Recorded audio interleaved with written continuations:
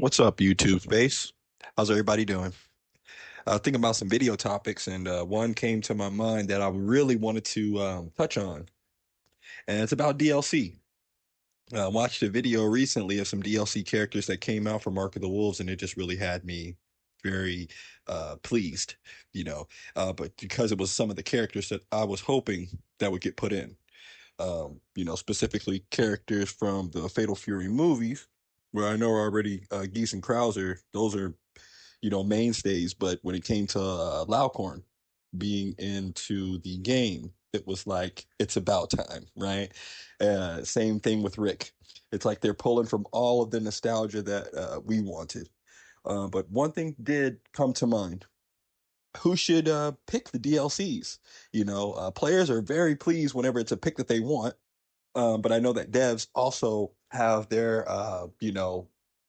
number one picks for who they would want in the game, and ultimately they have the final say so. But what if the tables were turned? Now, when I think of, developers or, the game publisher that releases their waves of DLC characters, sometimes it's a hit, and sometimes it's a miss, and I think about the misses where there were great opportunities, mainly because it's like either your first season or you're releasing a new game, right? And I'm thinking about Dead or Alive. Dead or Alive 6 last round, you got to rebuy old DLC.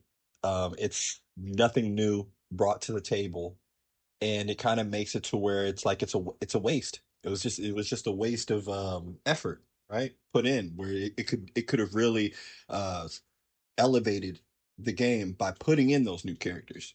And I think that was just a missed opportunity. Even with Street Fighter 6 and even with Tekken, they sell you back the characters that you had in the base roster in the previous game.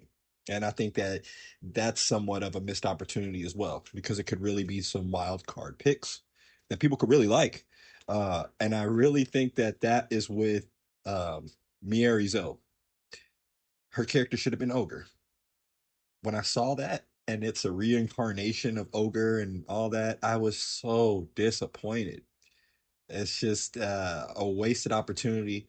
I feel like if the fans and the players had the opportunity to poll, maybe it was like, okay, we have Mary Zoe, we have her as a concept, we have Ogre, we know you guys want him. What would you like? And if the majority picked Ogre, we get him. That is what would be, pretty cool in my opinion. Um, but I also know how that could backfire, right? One thing that makes me think of that is Tekken 7.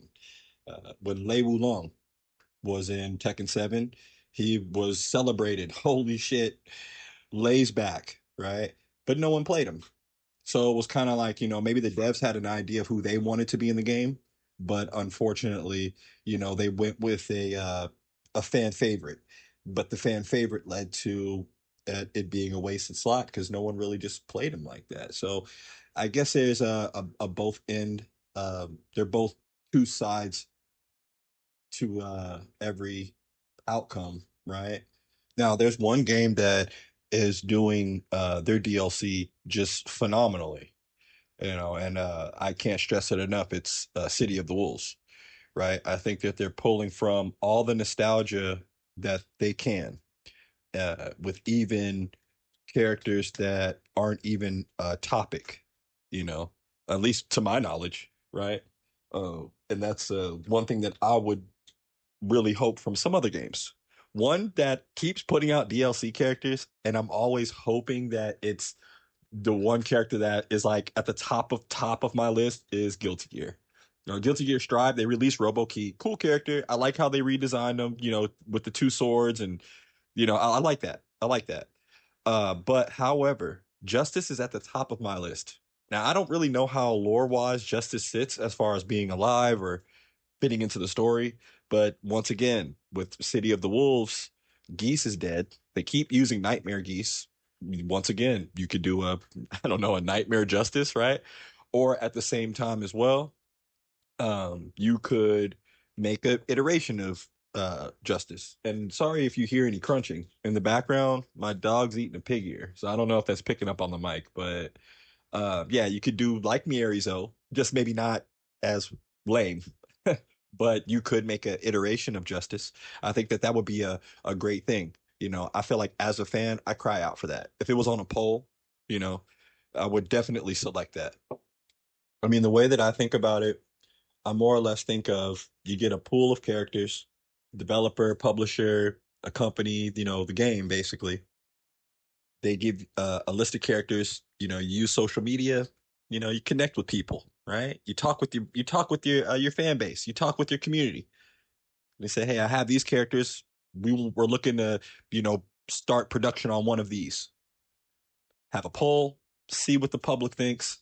You pick from that character. The majority is happy, right? Your game continues to thrive and build. That was the idea that I had, that I was sitting and being like, what if this was presented as an option, So, I want to ask you guys, what do you think about that? You know, uh, Leave that in the comments for me. I would love to hear what you guys think. Should the publisher continue to come up with the DLCs, or should it be us? And which way do you sway? You know what I mean? But at the same time, you know what I'm just thinking about? What if there was no DLC, right? You completely erase DLC characters from the game. You just take forever to design every character that you want in the game, right? But you still continue to update the game. You just do balances and fixes, and you put all your energy into that. But you already have all your characters. Just to eliminate that. But I don't know. The hype train for DLC characters continues to be something that I always have. I guess a guilty pleasure of. Sometimes I look so forward to the DLC character just to hate it, or to love it, or to not even buy it. But at the same time, what do you guys think?